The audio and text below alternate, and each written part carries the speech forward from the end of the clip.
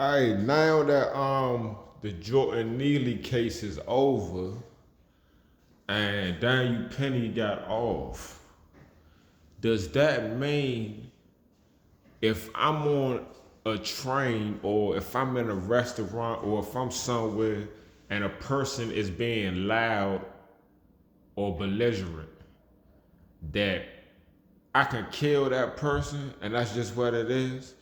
Is that what that means? Like real talk, like if if Daniel Penny or Jordan Neely, whichever one was the one that died, whichever one was the black one, if he was on the train loud and he making noise or whatever, he was being a disturbance, and nobody said like, man, shut the fuck up, or like, can you calm down, sir, or whatever. Nobody said nothing. Everybody was just scared, minding their business, or people ain't care because that's what they used to. And then a person come behind them and put them in the L and kill them. Like, I'm just saying, like, do that mean, and get off? He got off. Is he getting off because he's a white man that killed a black man? Because the black dude ain't a threat, dog. If you seen pictures of this guy, man, the dude was probably like 140 pounds. Bony as I don't know what. You know what I'm saying? He was a Michael Jackson impersonator. You know what I'm saying? I don't think I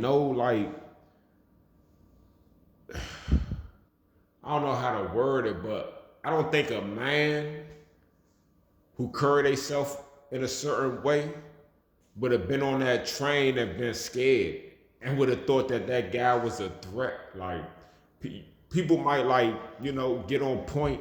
You should always be on point anyway and pay attention to your surroundings. But I don't think anybody really felt as though like this dude is going to harm us, or let me hurry up and get off the train before this dude killed me or something. Like, it wasn't no real threat.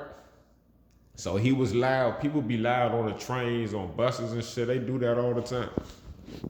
Now, what my thing is, if the dude got off for killing them off some self-defense, like, how is it self-defense if he wasn't even facing you, coming towards you, or, you know what I'm saying, doing anything? You snuck up behind him and put him in the L and killed him. So how are you defending yourself? So if a person is on a train and a motherfucker is loud or whatever, could I just beat the person to death? Or just sneak up behind them and put them in the L and do the same thing? And then you get off on self-defense because a person is disturbing the peace. So if you're on a train or you're in a business or whatever and someone is disturbing the peace, is someone disturbing the peace, is that considered a threat? And if you fuck somebody up because they're so-called disturbing the peace, is that considered self-defense? Or is it only because of this particular case, because he was a white man killing a black man? Like, what's the laws here, man? Like, what's the laws here? What's the laws?